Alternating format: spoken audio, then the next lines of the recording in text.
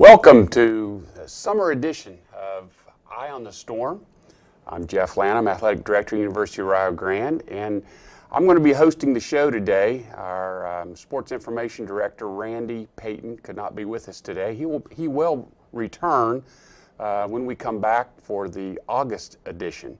So we're just going to talk about some different areas of athletics and kind of what goes on here in the summertime. We've got a lot of different stories, a lot of different things to talk about.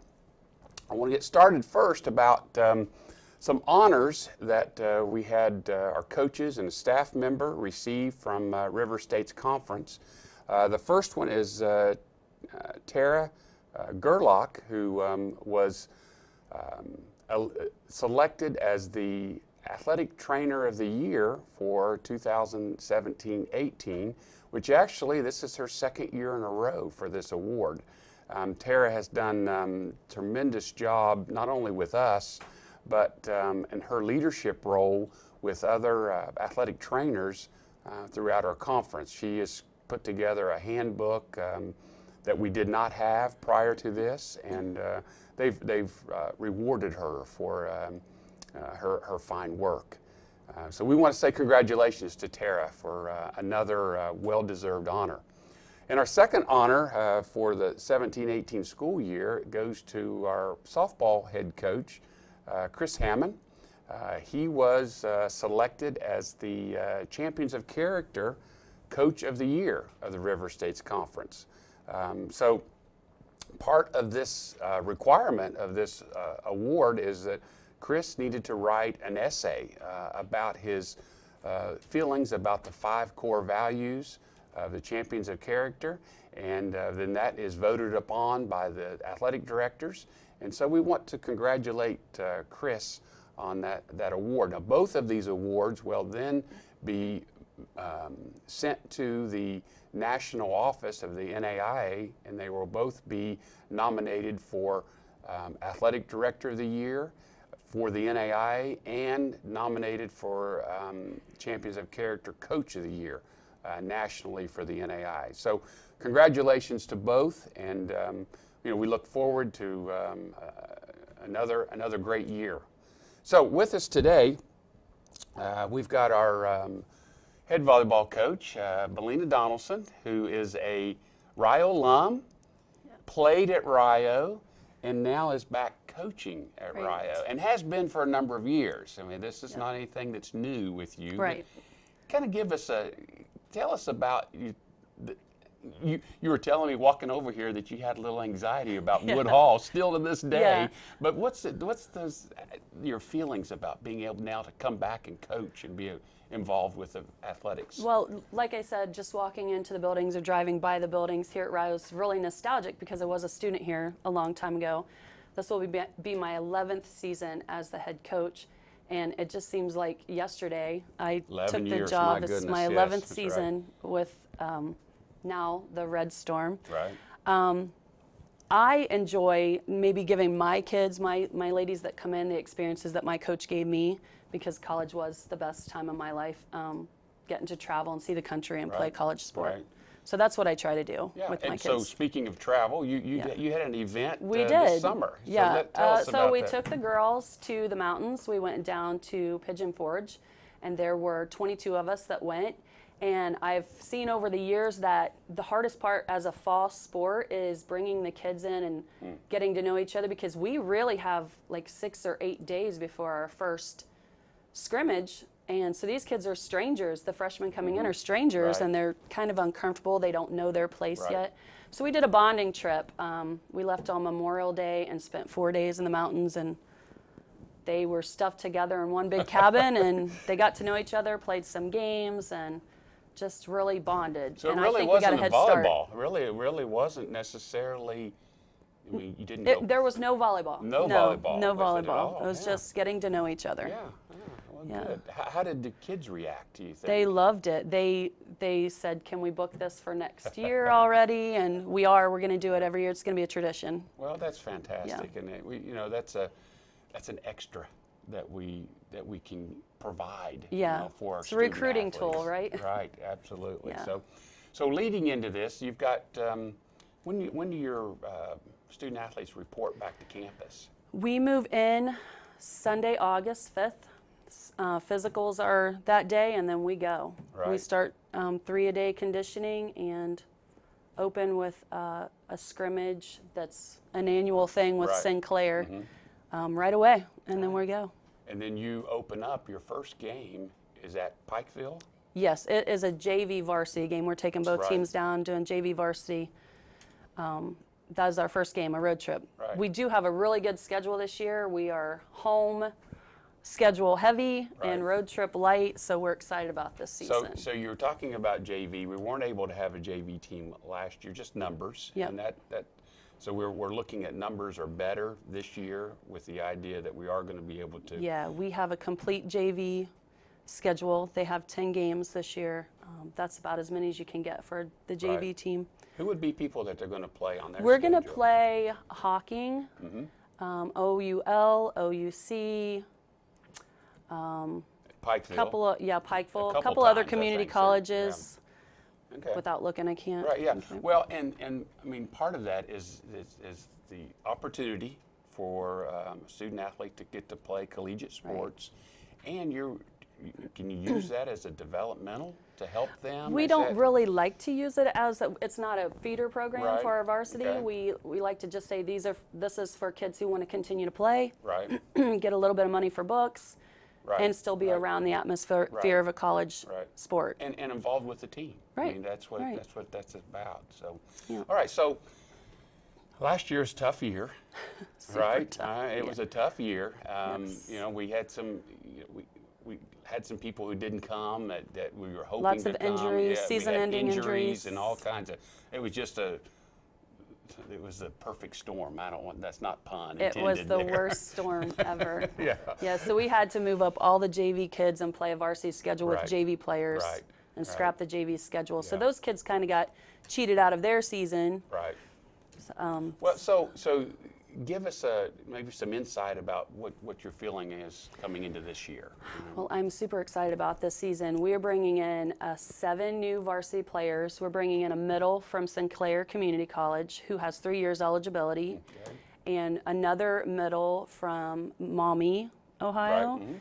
We're up north. Yes, Right. a northerner. We're bringing in 3 outside hitters. Amaya Jones, Kimberia Williams is from Kentucky. She's actually a D1 transfer, but she has 4 years eligibility. She was Okay. redshirted.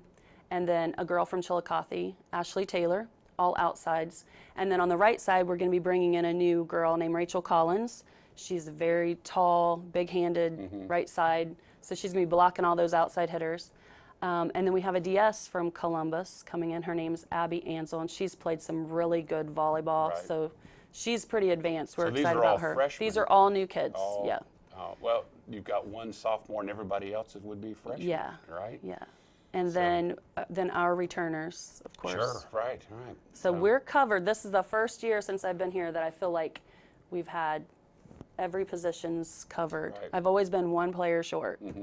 But if everybody gets here and is eligible, we're good. Well, and they'll have to battle through this. You know, many of them have never played a college match before. Right. It's But completely but they've different. all played competitive volleyball in the Yeah. summertime and spring and that. So, travel ball. That's right, in travel ball. So it's not like they haven't played good competition, but Right. it's still It's so different. It's different, and that's maybe fast. You know, talk about that. What would be the differences that are there? Well, that's what I feel like. I feel like we're ahead this season already because a lot of these kids have come to open gyms. They've played with us in the summer at camps.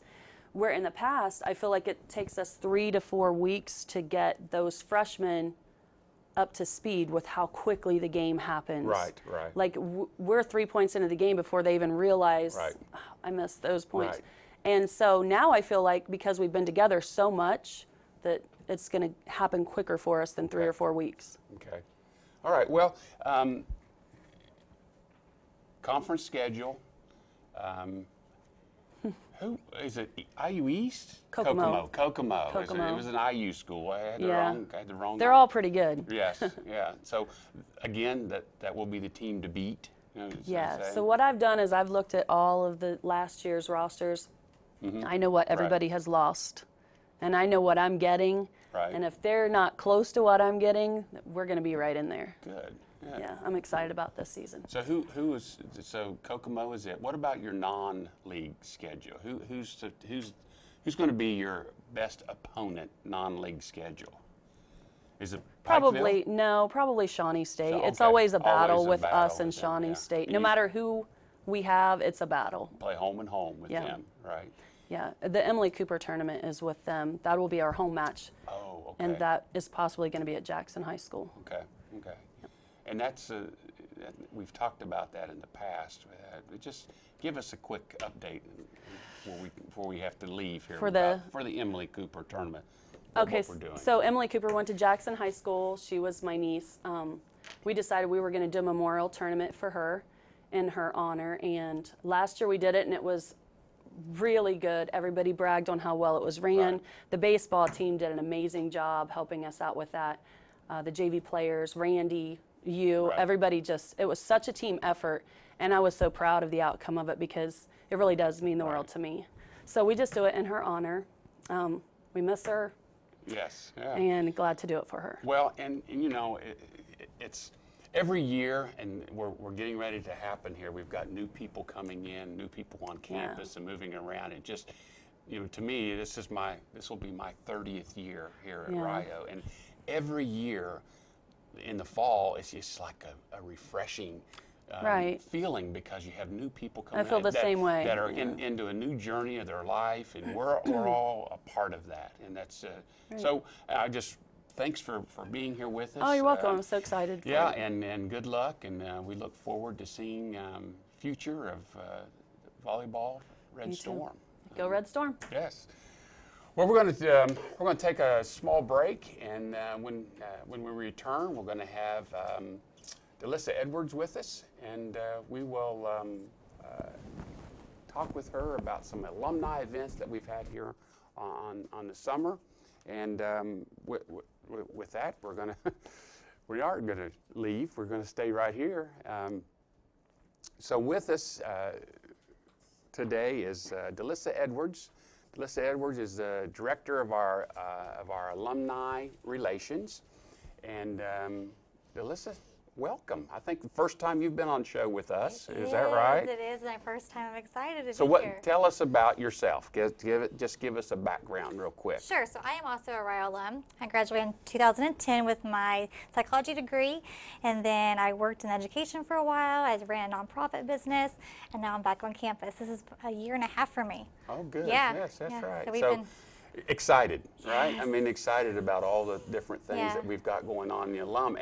And I wanted you to come on the show today because I wanted you to talk about the events that we've had this past summer and future things that we've got coming up. You're very involved in what's going on with the athletics, and athletics want to be involved with the alum and what's going on, from that end. So just maybe kind of go through a chronological of what's happened here, since the springtime. A lot of things have gone on this summer. So. Yes. So one of my first goals was to establish chapter events throughout all parts of Ohio. We have alumni spread out everywhere. So we started in Cincinnati with the chapter there. We went on to, after the Cincinnati chapter, we went on to Columbus. We had a Central Ohio chapter there. And there's some pictures of that's Cincinnati. In Cincinnati. That's Cincinnati. We have another picture of Cincinnati. Yeah, so that was our first one. So it was kind of like new to us. We didn't know what to expect, but we had a great turnout for Cincinnati. Then in Columbus, we had a huge turnout. There was a lot of alumni in Columbus. Too many for the picture. Almost, just almost. But a very diverse group. There was people there from the 60s all the way up to 2010. So it's a very big, diverse group there. Then we went to Ashland, and what was really cool about Ashland was they had a Smithsonian traveling exhibit called Hometown Teams, How Sports Shape America, and it featured Bevo Francis, and you all know the name Bevo Francis. So we got a bunch of alumni together down there and got to see that exhibit. It was very fun and a great turnout there as well. And I would even take a promotion opportunity to say you need to go to this museum there in downtown Ashland. I didn't even know it existed. Highlands Museum and Discovery Center. Yes, and it's wonderful. 3 floors, I think, of displays from country music to... Yeah, the country music is phenomenal. Yeah. The soundboard that they've got, it's a lot of interactive things that are going on. Plus, the whole basement is nothing but for children. I know. And that's pretty fun. It is very fun. I think they actually have plans to maybe do better things with that place as well. So so definitely head out to Ashland to the Discovery Center there. And then after Ashland, we actually last weekend just went to Cleveland and we had a wonderful time. It's called Pickwick and Frolic. If you're ever in Cleveland, head down 4th Street right there. Nick Costas is the owner. He's an alumni. He treated our group fabulous. We had a wonderful time, got to see a comedy show. So each of these chapter events are different and you never really know what to expect with your turnout, but you end up going with it, going with the flow, and everyone has a great time. So those are all events that kind of you were involved with, and you were running those. Yes. We did a baseball thing. That's right. You know, the other not long ago that I got to participate in this year. Yes. So Skipper Johnson, who is an alum, played baseball, played some basketball here as well. So do you want to talk about? Tell us about what he's been doing. So I think this was the 8th year that Skipper Johnson had a tournament for his friends, basically, those about in the 70s kind of range of alumni. They get together every year at the Cliffside Golf Course in Galplis, and they have this tournament.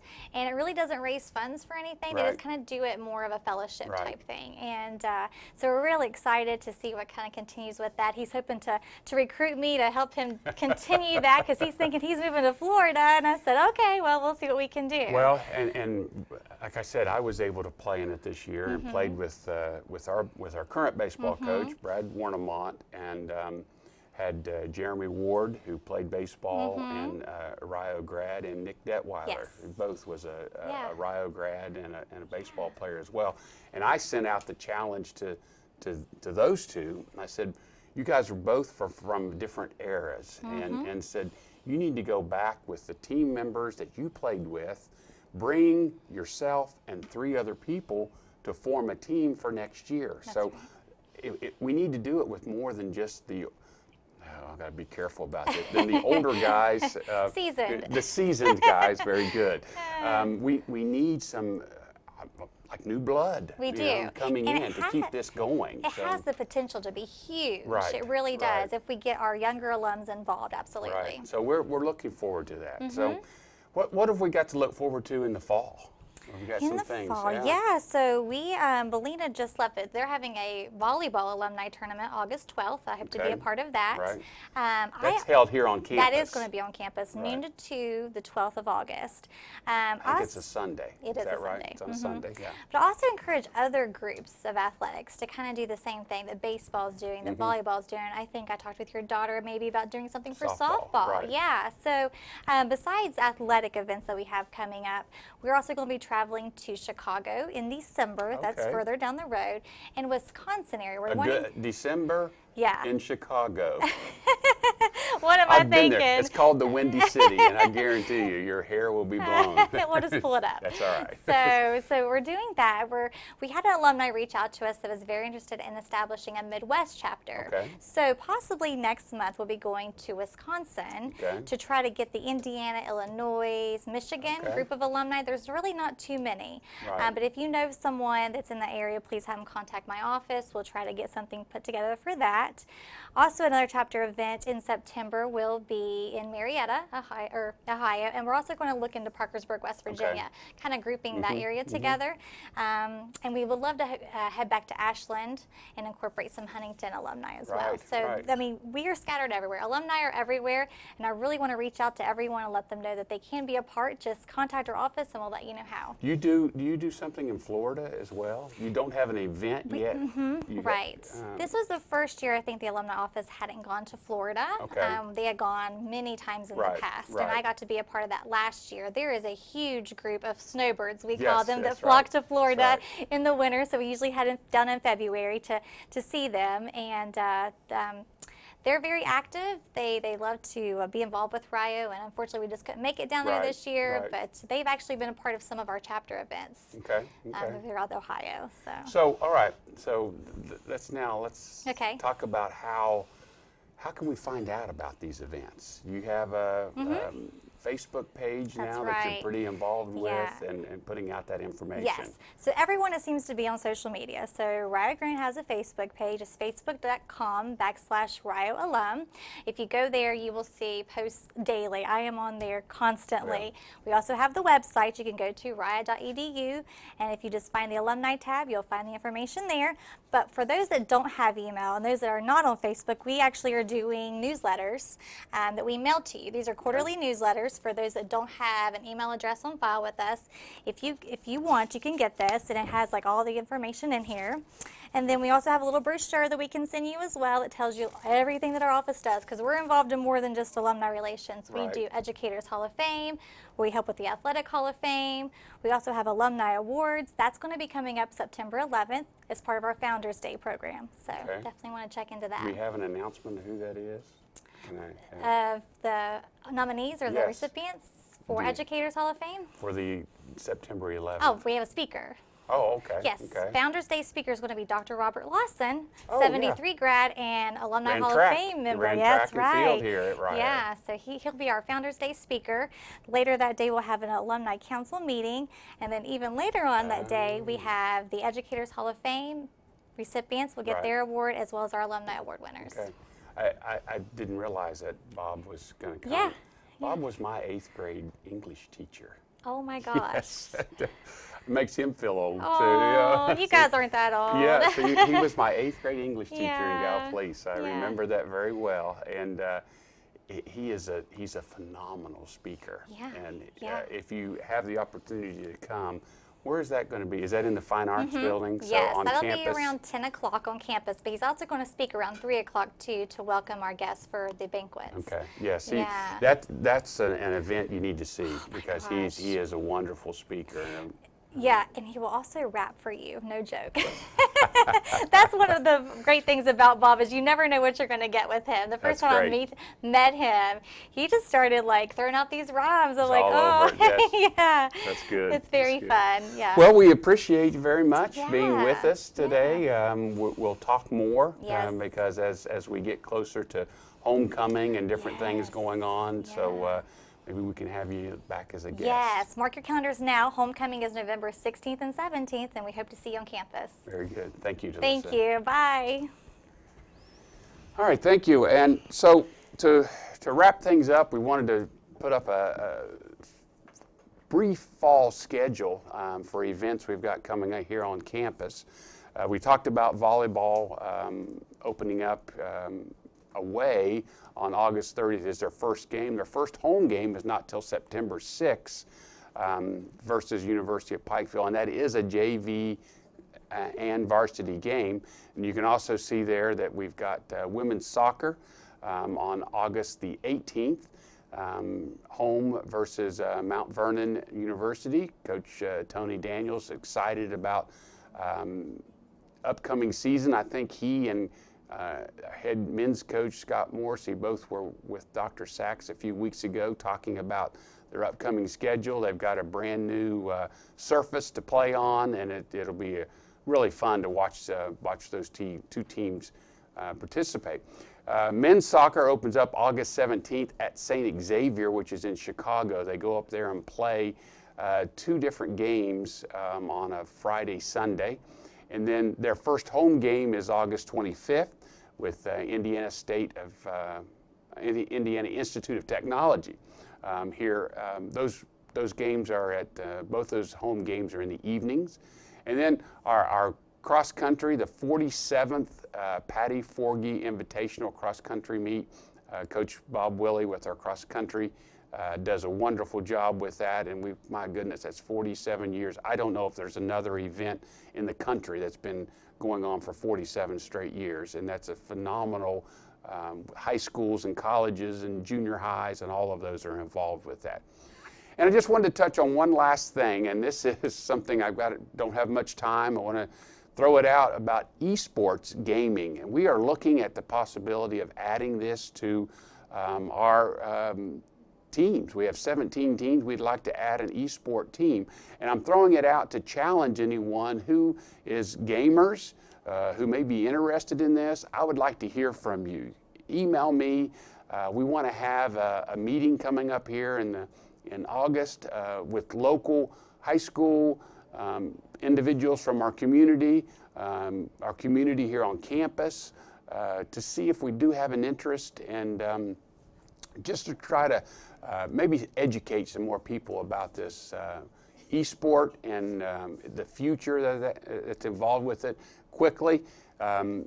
There were three main events in the world that had happened this summer. One was, number one watched was the World Cup. The number two watched was the Super Bowl. And the number three was the League of Legends e-sport gaming event.